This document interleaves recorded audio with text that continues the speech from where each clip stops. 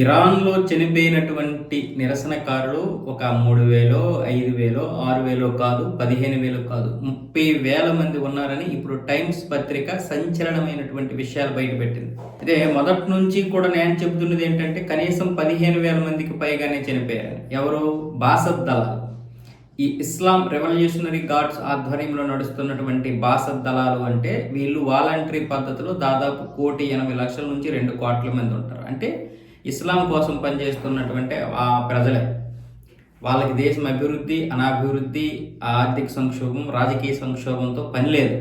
వాళ్ళు ఇస్లాం కోసం పనిచేస్తారనమాట. వాళ్ళు దాదాపు 30,000 మందిని చంపేశారు. ఈ ఇస్లామిక్ రెవల్యూషనరీ గార్డ్స్తో పాటు వీళ్ళు కూడా ఇంతమందిని దారుణంగా చంపించేశారు. అలాగే ఇరాన్ దళాలు కూడా దాదాపు ఒక 5,000 మందిని చంపేశాయి. అంటే మొత్తం మరణాల సంఖ్య 30,000 కంటే ఎక్కువే ఉండొచ్చు అని ఇప్పుడు టైమ్స్ పత్రిక చెబుతుంది. అమెరికాకి చెందినటువంటి కొన్ని పత్రికలు 5,000 మంది అంటే లేదా 6,000 మంది మధ్యలో చనిపోయారు, మిగతా 17,000 మంది విషయంలో ఎంక్వైరీ చేస్తుంది, విచారణ చేపడుతుంది. ఇలా కొన్ని పత్రికలు ఇలా 5,000, 6,000 దగ్గర ఉంటే ఇప్పుడు టైమ్స్ పత్రిక మాత్రం 30,000 మందికి పైగానే చంపేసి రక్తం ఏరులై పారేలా చేసింది. అంబులెన్స్లకు బదులుగా వీళ్ళు 18 చక్రాల ట్రక్కులను ఉపయోగించారట మృతదేహాలని తరలించడానికి. ఇందులో చాలా మందిని క్రిమియేషన్ చేసేశారు, అంటే ఈ విద్యుత్తుతో బూడిద చేసేశారు అనే ఒక ఆరోపణ కూడా ఉంది. ఇలా రకరకాలుగా రోజుకొక నిజమైతే బయటకు వస్తుంది, కానీ చనిపోవడం మాత్రం నిజమే.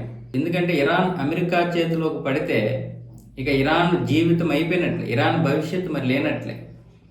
అందుకని ఏదైనా సరే చేసి ట్రంప్ ఎంత రెచ్చగొడతాడో దానికి ఎక్కువగా వాళ్ళని చంపేస్తూ ఉండాలి. అదే ఇరాన్ తీసుకున్నటువంటి నిర్ణయం. కేవలం జనవరి 8, 9వ తారీఖుల్లోనే ఇన్ని హత్యలు జరిగాయని ఇప్పుడు టైమ్స్ రాస్తుంది. మరి మిగతా సమయాల్లో జరిగినటువంటి హత్యలు అంటే ఈ లెక్కను చూస్తే మొత్తం 35,000 మందికి పైగానే చనిపోయినట్లు తెలుస్తుంది.